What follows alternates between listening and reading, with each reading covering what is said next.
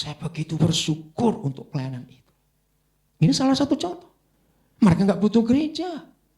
Mereka butuh sesuatu yang nyata. Saya bisa cerita bentuk-bentuk pelayanan yang Roh Kudus wahyukan, yang Roh Kudus tunjukkan. Maaf lagi sekali, yang gereja nggak pernah mikir untuk itu. Maka itu saudara, mengapa hidup ini melelahkan? Secara psikologis, orang yang lelah hidup itu karena mengerjakan hal yang rutin. Itu capek loh saudara. Tapi kalau kita mengerjakan hal-hal yang baru, yang surprise. Nah psikologis membuktikan, beda loh. Orang yang banyak surprise, bukan banyak kaget, beda. Kalau banyak kaget pasti jantungan. Kalau banyak surprise, itu adrenalin baru terus, orang itu awet muda. Kok gak ada yang ngamen? Nah bayangkan kalau tiap hari menemukan hal-hal yang mata gak pernah lihat, telinga gak pernah dengar, hati gak pernah mikirkan. Puji Tuhan, apalagi tiap hari begitu. Itu awet muda, karena adrenalinnya keluar terusnya baru. Amin kan cepat. Nah ini gratis. Asal kita mau menggunakan hikmat Bapa kita yang tersembunyi dan rahasia. Lalu tiap hari kita menemukan hal yang surprise. Katakan amin. Ini yang menyenangkan saudara. Hebat Tuhan ini. Waktu Nias dilanda gempa, yang terakhir bulan Maret itu. Saudara tiba-tiba saya ditelepon banyak orang. Ini ada uang, cepat kirim ke Nias. Aduh saya tuh repot sekali. Saudara, saya kontrak rumah di kota Gunung Sitoli untuk tim tinggal. Tapi begitu uang terkumpul dalam waktu nggak sampai 2 minggu, 240 sekian juta, mereka cepat kirimkan ke Nias. Saya bilang tunggu dulu. Saya berdoa, Papa masih buat apa dengan uang ini? Lalu saya berdoa, Tuhan tunjukkan seorang pendeta, namanya Agusman, saya lupa famnya orang Nias ini. Dia kontak saya kontak cari. Apa yang kita bisa buat? Saya nggak mau sekedar kirim uang itu, karena bantuan sudah banyak datang. Terus kita mau buat apa? Saya bilang, ada uang 241 juta, mau buat apa enaknya ini? Ayo kita berunding lewat telepon ini saudara. Akhirnya, Pak, lebih baik kita buat panti asuhan. Tapi bagaimana dalam bencana begini? PBB datang ya, oke kerjasama dulu, kamu cari tanah.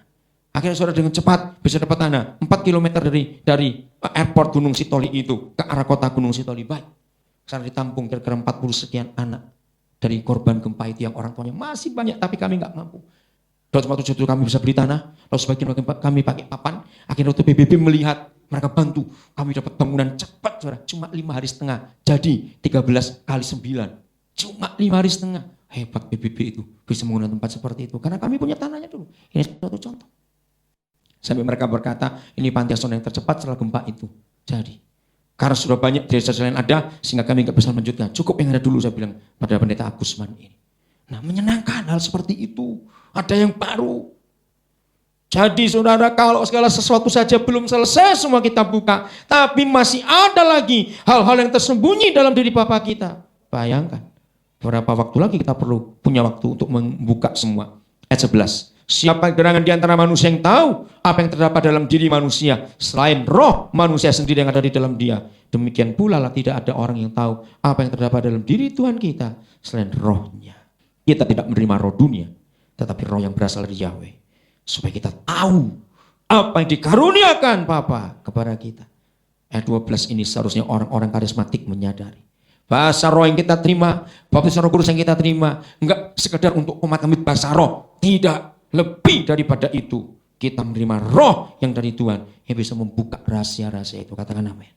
Kalau semua orang Kristen mengerjakan ini, saudara, maka kita pakai pakaian kemuliaan. Setan akan mikir-mikir kalau mereka bergerak. Betul saudara? Masih banyak yang dirahasiakan. Ayat terakhir. Kita buka sekarang Mazmur.